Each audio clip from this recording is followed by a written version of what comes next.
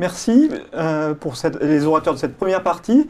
Et j'ai le plaisir maintenant de débuter la session en partenariat avec Nutricia sur la nutrition de l'enfant polyhandicapé, avec deux interventions. Et les questions auront lieu à la fin, regroupées pour les deux orateurs. Bonjour à tous. Cette intervention a pour objet de présenter les recommandations de l'EBSGAN, paru en 2007, sur les troubles nutritionnels de l'enfant polyhandicapé. C'est une situation pour laquelle les gastropédiatres sont régulièrement appelés par nos collègues neurologues ou médecins de rééducation. Alors cette présentation comporte bien entendu un lien d'intérêt. Le polyhandicap englobe un groupe hétérogène de maladies neurologiques de développement souvent précoce, pouvant toucher le cerveau du fœtus ou du jeune enfant. Il concerne 1 à 4 naissances sur 1000, soit un peu moins de 20 000 enfants actuellement en France. L'amélioration dans la prise en charge de ces enfants s'est accompagnée d'une augmentation de leur espérance de vie. Plus de la moitié de ces enfants ont des difficultés alimentaires, pouvant être sévères dans un quart des cas, avec des repas souvent prolongés et des troubles déglutition responsables de fausses routes. Ces difficultés peuvent entraîner une inadéquation des apports alimentaires et l'installation d'une dénutrition. Par ailleurs, ces troubles de l'alimentation mettent souvent en difficulté le fonctionnement familial et les équipes soignantes dans les centres où sont hébergés ces enfants. Avant d'envisager une prise en charge nutritionnelle, il convient de faire un bilan global de la situation neurologique et des troubles alimentaires. Celui-ci est réalisé conjointement avec les équipes de neurologie ou de médecine de rééducation. Il est important d'apprécier la gravité de l'atteinte neurologique, notamment sur le plan moteur, que l'on peut apprécier par la classification GMF-CS que vous voyez représentée à droite sur la diapo. On comprend facilement que les dépenses énergétiques seront différentes chez un enfant qui a conservé la marche par rapport à un enfant en fauteuil roulant. Ceci est illustré dans la figure de droite en bas sur l'histogramme par la fréquence de dénutrition élevée, ici en jaune et en rouge sur la diapositive, parmi les enfants des groupes 4 et 5 les plus sévèrement atteints sur le plan moteur. Les troubles du tonus ou les contractures, ainsi que les déformations ou les troubles de la posture, sont à prendre en considération car ils peuvent gêner la prise alimentaire. On appréciera également l'existence de phénomènes douloureux, ainsi que l'état sensoriel ou intellectuel qui permet ou non à l'enfant de communiquer. Un éventuel état dépressif est également à prendre en compte. Le reste du bilan évalue le déroulement de la prise alimentaire, notamment les personnes qui nourrissent l'enfant, le lieu où il prend son repas, le nombre et la durée des repas, le positionnement de l'enfant et les préférences de celui-ci pour un type ou une texture d'aliment. Une réévaluation des apports nutritionnels réels de l'enfant peut être utile, estimée par un recueil journalier ou idéalement par une pesée des aliments sur quelques jours, sans oublier les apports hydriques qui sont quasiment constamment insuffisants chez ces enfants. Il est également important d'apprécier les besoins nutritionnels de l'enfant, qui varient bien entendu selon les capacités de déplacement reflétées par la classification GMF-CS et l'état neurologique. Ils seront modulés selon l'existence d'une dénutrition ou d'un surpoids, de phénomènes de contracture, de fasciculation musculaire ou d'escarre. Enfin, on terminera par l'évaluation de l'état nutritionnel qui sera détaillée dans la présentation suivante par Guy Letellier. Les troubles de déglutition sont extrêmement fréquents, touchant quasiment 9 enfants polyhandicapés sur 10. Ils sont parfois modérés, mais le plus souvent sévères, responsables de fausses routes et de pneumopathie d'inhalation, qui jouent un rôle important dans l'installation d'une dénutrition. Ces troubles de la déglutition peuvent être liés à différents facteurs qui sont indiqués sur cette diapositive, qu'il faudra analyser et prendre en charge lorsque cela est possible. Devant la fréquence et l'importance de ces troubles nutritionnels chez l'enfant polyhandicapé, un groupe de travail de l'EBSGAN a émis des recommandations de prise en charge publiées dans la revue JPGN en 2017. Vous trouverez un résumé de ces recommandations en français dans la revue Perfectionnement en pédiatrie grâce au travail de Madeleine Omar et de l'équipe de Lille. Comme vous le voyez, le groupe de travail de l'EBSGAN a étudié un certain nombre de points concernant les besoins et l'évaluation nutritionnelle des enfants polyhandicapés, les différents facteurs responsables de l'installation de la dénutrition, notamment les troubles de déglutition, ainsi que la prise en charge nutritionnelle, qu'elle soit orale ou entérale. Voyons maintenant les principales recommandations émises. Pour chaque recommandation, vous verrez figurer à droite sur la diapositive le niveau de preuve et la qualité de la recommandation. La première d'entre elles concerne la nécessité d'une prise en charge de ces enfants par une équipe multidisciplinaire composée de médecins, diététiciens, infirmières, orthophonistes, kinésithérapeutes, psychologues. Ceci permet de prendre en compte toutes les composantes des troubles nutritionnels que l'on a vus auparavant. L'évaluation des besoins nutritionnels spécifiques d'un enfant polyhandicapé est nécessaire. Il peut s'apprécier pour les besoins énergétiques par l'état de son activité physique, avec la classification GMFCS, ainsi que par l'évolution de la courbe de poids et de la masse grasse. Les besoins en protéines sont ceux des enfants sains du même âge. Ils peuvent toutefois être augmentés dans des situations spécifiques, telles que les escarres de décubitus par exemple. Une attention particulière est accordée à l'état d'hydratation de ces enfants qui est souvent insuffisante.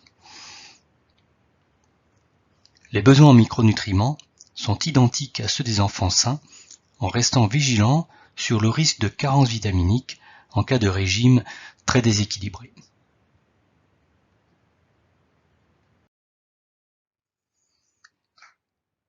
Tous ces enfants polyhandicapés sont à risque de troubles de la déglutition. Le fonctionnement oropharyngé sera apprécié sur l'histoire de l'alimentation de l'enfant et évalué par l'observation directe des repas par un professionnel formé, qu'il soit orthophoniste, médecin, diététicien ou infirmière. Dans certains cas, une étude plus précise de la déglutition par des examens radiologiques ou endoscopiques pourra être utile. L'intervention d'une orthophoniste est utile pour apprécier la dysfonction oropharyngée et adapter au mieux la consistance et la texture des repas. Lorsqu'elle est sécure, l'alimentation orale doit être conservée autant que possible. On peut améliorer la prise alimentaire en choisissant une texture adaptée au goût et à la possibilité de déglutition de l'enfant. Il faudra proposer des aliments à haute densité énergétique si les volumes ingérés sont faibles et insister sur des apports hydriques suffisants en utilisant au besoin de l'eau gélifiée. Une installation confortable avec un maintien de la teinte est indispensable. L'alimentation orale doit être sécure, non stressante et la durée cumulée des repas ne doit pas excéder 3 à 4 heures par jour.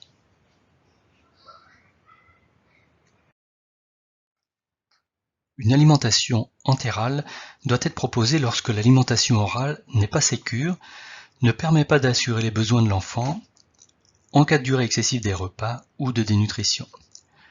Le choix du type d'aliment est basé sur l'âge, l'état nutritionnel, les troubles digestifs associés tels que reflux ou constipation. L'utilisation de formules polymériques avec fibres isocaloriques standard concentrée à 1 calorie par millilitre est habituellement utilisée et sera adaptée en fonction de l'âge. On peut être amené à utiliser des formules hypercaloriques, enrichies de 50% d'apports caloriques, comprenant généralement des fibres, en cas de mauvaise tolérance au volume, en faisant attention toutefois à un bon état d'hydratation. Le choix d'utiliser du lait de mère, un lait standard pour nourrissons ou une formule en nutrition entérale, adaptée à l'âge, dépend en fait de la situation clinique de l'enfant. Parfois, chez les enfants non marchands ayant de faibles besoins énergétiques, l'utilisation d'une formule hypocalorique est privilégiée. Certains parents peuvent préférer des aliments naturels, mixés, qui peuvent être mieux tolérés en cas de reflux gastro-œsophagien important. Toutefois, l'EBSGAN précise qu'il existe un risque de contamination bactérienne en cas de mauvaises conditions de préparation et les apports nutritionnels peuvent être inadaptés. Dans tous les cas, les apports seront débutés progressivement, puis augmentés en fonction des besoins estimés de l'enfant. Ils seront ensuite ajustés en fonction de la tolérance et de l'évolution des paramètres anthropométriques.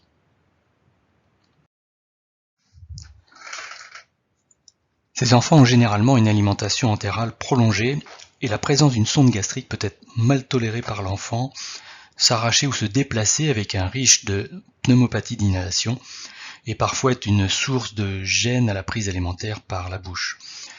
La pose d'une gastrostomie est alors recommandée, elle se fait généralement par voie endoscopique sous anesthésie générale. Parfois difficile à accepter au début par les parents, elle facilite néanmoins la vie quotidienne et autorise une alimentation orale plus facile et elle contribue à améliorer la qualité de vie. Il est important d'évoquer assez tôt avec les parents la possibilité d'une alimentation entérale lorsque les difficultés de prise alimentaire et une mauvaise évolution pondérale sont constatées sans attendre l'apparition d'une dénutrition importante.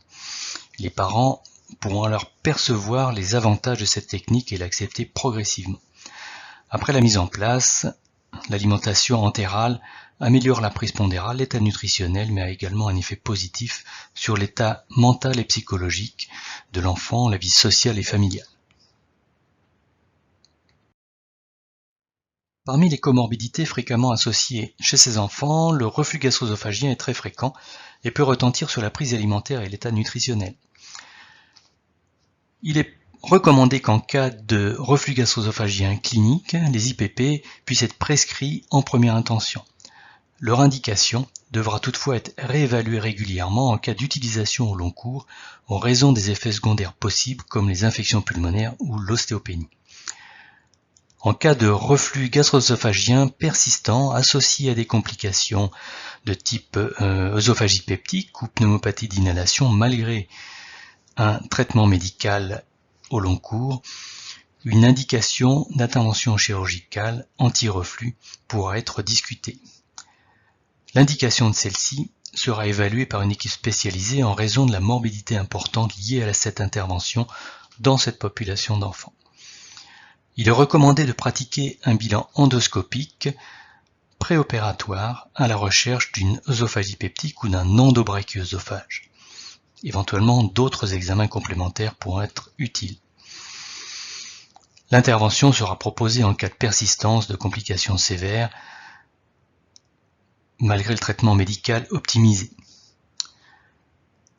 Il est par contre recommandé de ne pas réaliser systématiquement d'intervention chirurgicale anti-reflux associée à la mise en place d'une gastrostomie.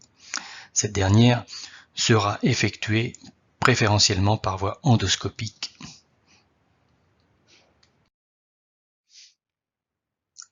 Une autre comorbidité fréquemment rencontrée chez ces enfants est la constipation, favorisée par le manque d'activité physique, le manque d'hydratation et probablement des troubles moteurs intestinaux liés à la maladie neurologique. Il est recommandé de diagnostiquer cette constipation sur l'interrogatoire et l'examen clinique. Le traitement sera le même que la constipation de l'enfant sain avec des laxatifs osmotiques.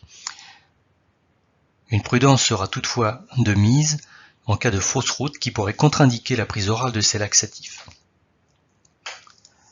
Sur le plan orthopédique, une attention sera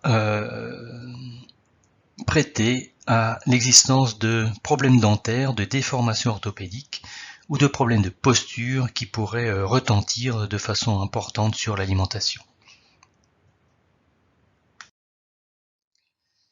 Enfin, l'EBSGAN insiste sur la dimension éthique dans la prise en charge de ces enfants. Les parents ou les aidants doivent être associés aux décisions médicales en expliquant les avantages et les inconvénients des prises en charge proposées, notamment pour la pose d'une gastrostomie par exemple.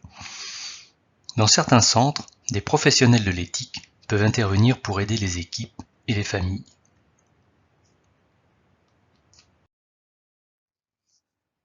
Sur cette diapositive figurent les éléments qui permettent de décider du maintien d'une alimentation orale ou de la nécessité de passer à une alimentation entérale en fonction du caractère sécure de la prise orale et de l'état nutritionnel de l'enfant. Vous retrouverez cet arbre décisionnel dans l'article de Madeleine Omar et de ses collègues de Lille dans Perfectionnement et pédiatrie ou dans sa version anglaise dans l'article de Lebsgan dans JPG. Je vous remercie de votre attention.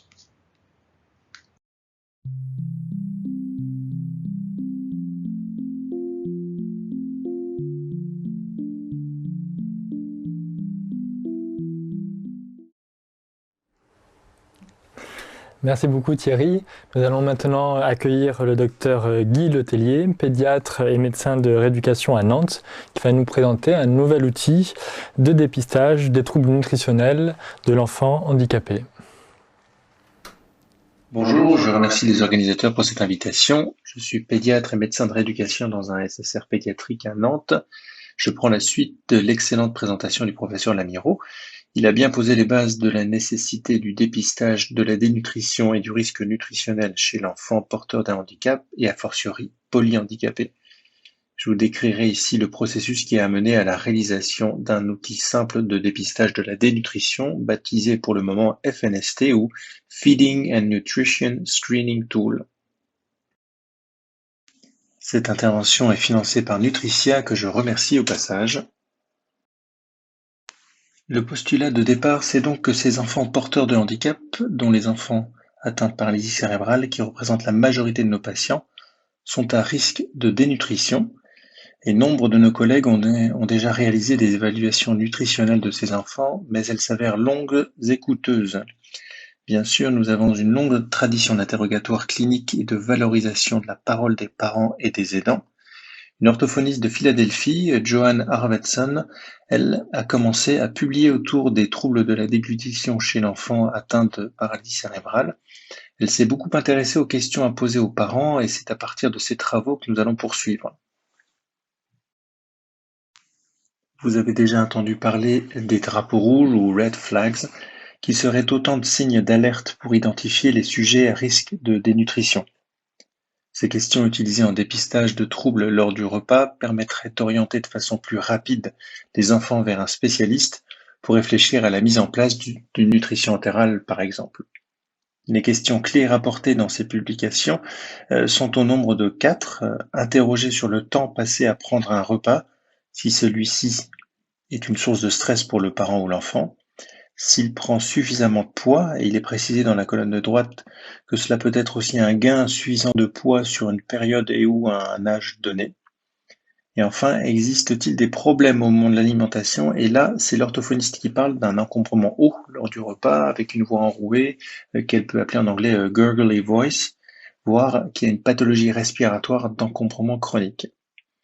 Et toutes ces questions sont pertinentes, utilisées en pratique courante, mais jusqu'à présent, elles n'avaient pas été validées avec une méthodologie que je vais vous présenter bientôt.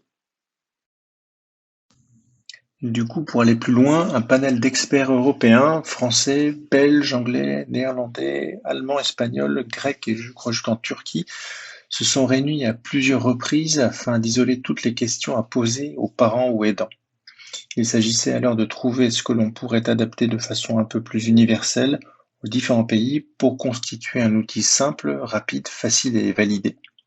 L'outil devrait pouvoir être appliqué au quotidien afin de dépister les risques de dénutrition dans cette population d'enfants porteurs de handicap. Ces cliniciens étaient tous pédiatres avec des valences en neurologie, médecine physique réadaptation, en nutrition, gastro-entérologie et même chirurgie digestive. Et d'autres experts ont encadré les débats, notamment Madame Joanne Arvedson et une partie de l'équipe bien connue du Queensland en Australie que je vais vous présenter juste après. En 2017, cette même équipe de leaders, avec entre autres Catherine Benfer et Christy Bell, a publié leur étude sur environ 180 enfants atteints de paralysie cérébrale de 2 à 5 ans, avec tous les niveaux d'atteinte cérébrale. Ils ont comparé les questionnaires soumis aux parents à propos de leur alimentation sur des éléments de dysphagie versus des questions directes aux parents sur la durée du repas, le stress, les inquiétudes sur la croissance et les problèmes respiratoires. Des mesures anthropométriques servaient à indiquer si l'enfant était dénutri ou pas. Et en fin de compte, il en ressort que les informations les plus pertinentes sont recueillies auprès des parents sous forme de questions et réponses directes afin d'isoler les indicateurs et les facteurs de risque de la dénutrition. C'est un pas supplémentaire pour définir des questions pertinentes à poser donc directement. Et en termes de faisabilité, c'était important aussi d'en tenir compte pour bien choisir les questions. L'équipe d'experts s'est alors à nouveau réunie pour identifier les questions qu'on pouvait poser aux familles à travers le spectre des cliniciens présents des différents pays. L'équipe australienne a poursuivi dans cet axe de recherche en souhaitant développer cet outil de dépistage basé sur les questions simples, rapides, faciles, posées aux parents et aux aidants. Les objectifs sont toujours d'identifier des enfants à risque de dysphagie ou de dénutrition. Et après ces brainstorming, ce sont 29 questions qu'il a fallu tester. Pour donner de la puissance à cette étude, il a fallu trouver une centaine d'enfants atteints de paralysie cérébrale de 2 à 18 ans, tous stades GMFCS confondus, mais qui ne bénéficiaient pas de nutrition entérale. Ces 29 questions ont été testées selon 5 axes: l'état respiratoire, la durée des repas, le stress associé à l'alimentation, le statut nutritionnel et les facteurs gastro-intestinaux. Le questionnaire SGNA ou Subjective Global Nutrition Assessment, qui permet de définir si les enfants sont soit bien nourris, modérément ou sévèrement dénutris, a complété le recueil des données. Certains de ces enfants ont également été évalués par vidéofluoroscopie pour définir le degré de dysphagie qui mettait à risque leur alimentation. Cette étude a également estimé l'état de dénutrition des enfants avec des mesures anthropométriques que vous connaissez, comme le calcul de l'indice de Waterloo, la mesure du périmètre brachial. Et l'évaluation de la déglutition, comme je vous l'ai dit, a été faite par un gold standard qui est la vidéofluoroscopie déglutition.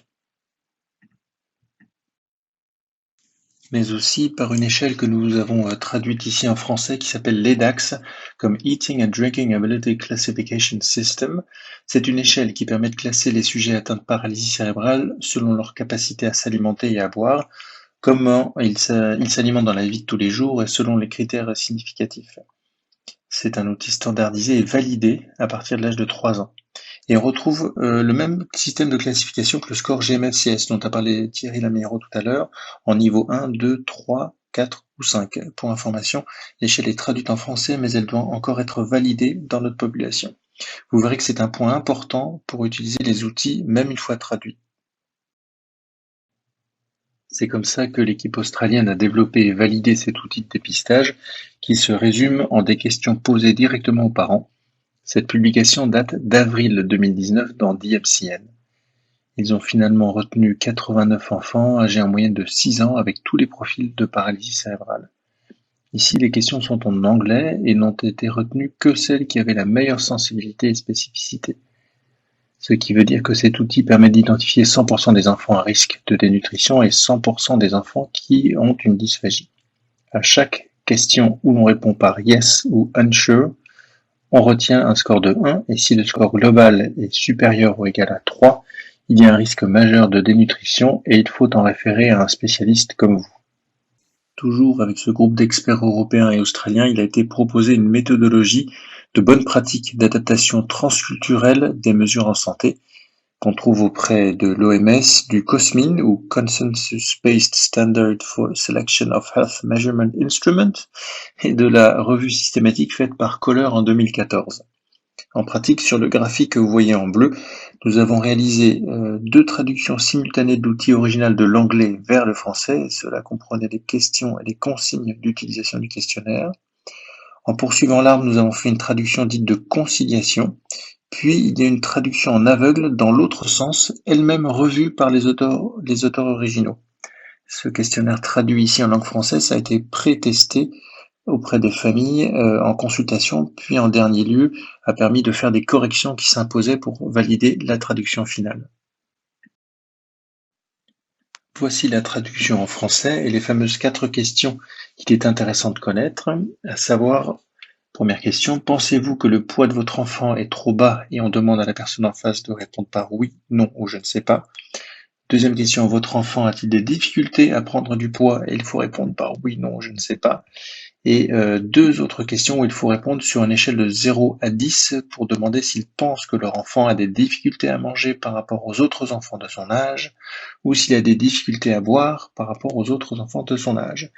À nouveau, si le score est supérieur ou égal à 3, c'est que l'enfant peut impacter sa sécurité pendant l'alimentation ou sa prise de poids.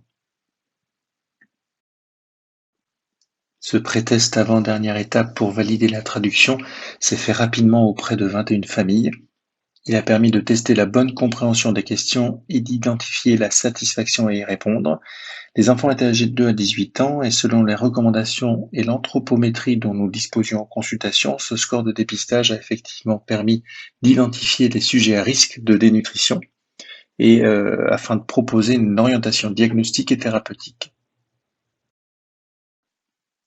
Voici la traduction du questionnaire validé. Je ne l'ai pas mentionné sur la diapo, mais vous avez aussi les instructions pour l'utilisation du test et la présentation du test à lire aux parents ou aidants en face de vous.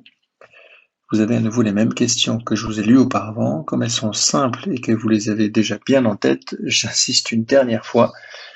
Pensez-vous que le poids de votre enfant est trop bas? Votre enfant a-t-il des difficultés à prendre du poids? Puis sur une échelle de 0 à 10, votre enfant a-t-il des difficultés à manger par rapport aux autres enfants de son âge? Ou la même question, a des difficultés à boire par rapport aux autres enfants de son âge? Pour permettre de mieux comprendre comment mettre les points, il a fallu mettre un score encadré et en dessous. Donc tout ce travail simple mais méticuleux a été réalisé par Capucine Glasson, qui est maintenant pédiatre avec son grade de docteur en médecine, pour son travail plus large autour du dépistage de la dysphagie et de la dénutrition chez l'enfant. Pour conclure, on peut dire que cet outil est, à l'abréviation encore un peu barbare FNST comme Feeding and Nutrition Screening Tool, est un outil très simple et facile d'utilisation pour dépister les troubles de l'alimentation et de la déglutition chez l'enfant paralysé cérébral. Il est cohérent avec les données de la littérature et comme vous voyez, il est en cours de traduction en plusieurs langues. Il y a un mini site internet qui sera lancé prochainement avec ce score à télécharger dans différentes langues. Et à ma connaissance, les plus avancés sont le néerlandais, le français et l'espagnol. Un dernier point, toujours d'actualité lors de nos échanges avec le groupe d'experts et l'équipe australienne, c'est qu'il conviendrait sans doute de valider l'échelle dans une population plus large, donc dans la langue pour laquelle il a été traduit. Cependant, c'est pas un avis partagé par tous, même si l'idée d'en faire une publication pour un partage plus large nécessiterait de soumettre ce questionnaire dans une population donc plus large. C'est pourquoi dans notre équipe, on est en train d'organiser cette validation avec probablement l'aide d'autres centres pour limiter les biais et en fin de compte, ça revient à faire une partie de l'étude qu'ont réalisé les Australiens. Mais c'est le prix à payer pour avoir un score validé complètement.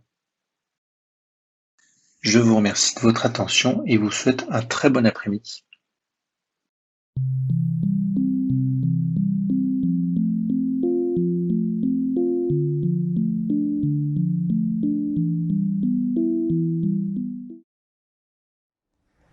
Merci Thierry, merci Guy pour la qualité de vos interventions. Donc, j'aurais pour commencer une question peut-être plus pour Thierry, pour avoir son avis sur l'utilisation d'une alimentation classique mixée chez les polyhandicapés. L'alimentation préparée par les parents naturels, c'est ça? Tout à fait. On en voit quand même de moins en moins, mais il y a des parents qui sont encore attachés à ce mode d'alimentation. Comme le signale Lebsgans, il faut faire attention, leur rappeler les conditions d'hygiène de préparation et de stockage, et puis vérifier par une diététicienne avec un recueil des aliments qui sont utilisés, qu'il n'y ait pas de carence. Hein. Je rappelle par là qu'il y a parfois des carences vitaminiques qui ont été décrites en vitamine C, par exemple, chez des polyhandicapés qui étaient avec des régimes assez déséquilibrés.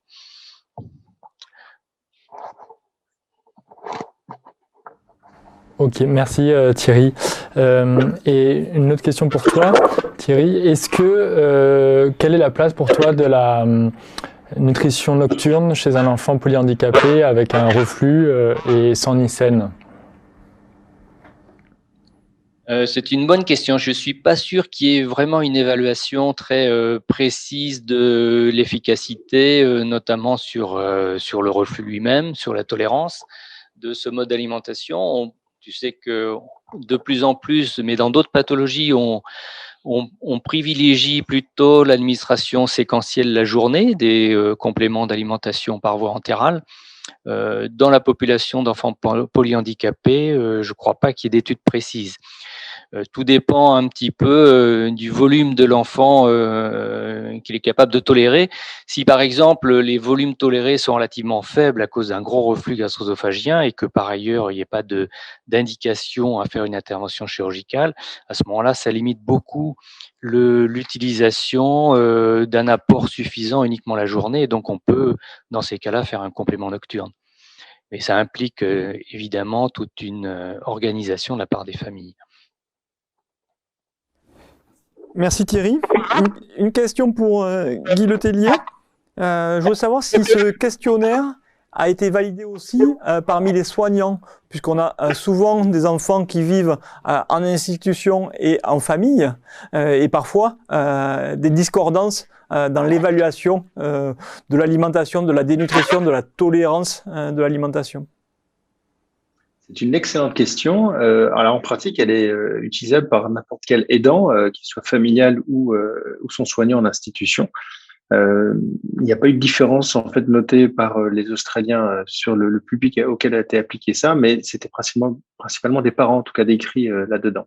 Après, nous c'est un point qu'on pourra apporter probablement dans la discussion quand on aura réalisé l'étude auprès d'une cinquantaine de familles, c'est un peu le chiffre qui est retenu. Alors que là, vous avez vu dans le pré-test, on l'a fait sur 21 familles en consultation simple et dans un seul centre. Une question à vous deux sur, on va dire, une fois qu'on a dépisté, évalué et donc identifié les enfants à risque de dénutrition, est-ce que c'est pas déjà un peu trop tard pour parler de gastrostomie? À quel moment vous en parlez en pratique? Et qui en parle? Je prends la parole et Thierry, tu enchaînes. Je pense que c'est très variable. En fait, le parcours des parents autour de l'enfant en situation de handicap et avec la sphère orale qui prend beaucoup de place, pas qu'en France, mais en France, on a une sérieuse compétition de challenge autour de l'alimentation. Eh bien, je pense nous, on est plutôt aguerris à cette prise en charge-là et on en parlera assez tôt, surtout si on a des échéances chirurgicales ou à fort catabolisme énergétique derrière. Et donc, voilà, on essaie de faire ce chemin avec eux. C'est pas simple. Après, toute voie bienveillante aura certainement son poids et aidera les parents à se diriger vers la meilleure des solutions. Ce sera pas forcément la gastrostomie tout de suite, mais ce sera celle qui mettra de la paix en fait dans la prise en charge alimentaire de l'enfant et de l'enfant lui-même. On parle de stress autour de l'alimentation. Il faut voir un peu le rythme des familles, le temps qu'elles ont à consacrer également à nourrir leur enfant, et puis s'il est à risque de fausse route, de décompensation respiratoire, etc. Donc voilà, je dirais qu'il n'y a pas, c'est trop tard quand il y a déjà eu des hospitalisations, et il n'est jamais trop tôt pour l'évoquer, mais toujours avec ces discussions un peu éthiques qu'a évoqué Thierry Laméro. Je suis assez d'accord pour compléter. Je trouve que globalement, on nous appelle encore un peu tard, avec des situations de dénutrition déjà bien installées et des troubles à déglutition qui font que l'alimentation entérale est relativement urgente, entre guillemets. On aimerait bien être appelé en amont parce que les familles ont toujours du chemin à faire. Ils ont très investi l'alimentation de l'enfant. Ça reste un moment d'échange important avec leur enfant et c'est vrai qu'ils ont besoin de commencer à entendre l'état de l'enfant en train de se dénutrir, la possibilité de faire une alimentation entérale. Et puis petit à petit, la discussion de la gastrostomie qui est un moyen d'accès et de réaliser cette alimentation entérale. À mon avis, tout ça, ça demande un certain temps et il faut certainement qu'on soit appelé assez tôt pour pouvoir discuter en détail de cette évolution avec les familles. Merci, très bien à tous les deux. On n'a pas d'autres questions sur le live, donc on va pouvoir clôturer cette session. Merci au laboratoire Nutritia. Thierry, tu voulais rajouter ? Je vais juste poser une question à Guy. Là, l'outil, j'imagine, j'espère que beaucoup de gastropédiatres seront connectés et donc ont entendu le message. Est-ce que le message est diffusé aussi auprès des neurologues et des médecins de rééducation qui s'occupent de ces enfants dans les centres ?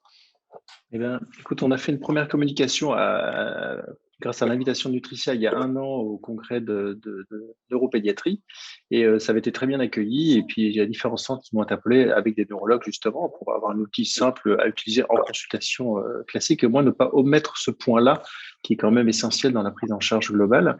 Donc, elles sont là, les 4 questions. Tout le monde peut les utiliser et certainement que Nutricia fera un outil très pratique, c'est-à-dire une petite plaquette qui va bien pour l'avoir dans sa poche ou s'en rappeler. Et puis, moi, je pense qu'il faut quand même le valider. Il n'y a pas grand-chose à faire pour aller sur cette étape-là. Donc, j'ai une gastropédiatre, Dr Samarji, avec moi qui veut bien s'en charger et ou des internes chevronnés qui aimeraient valider certaines choses dans leur spécialité. Voilà. Donc, il y a plus qu'à, comme on dit, mais l'outil, il existe. Donc, après, en pratique clinique, c'est utilisable dès maintenant. Parfait, merci. Merci à tous les deux. Merci à Nutricia donc, pour nous avoir permis d'avoir cette session scientifique.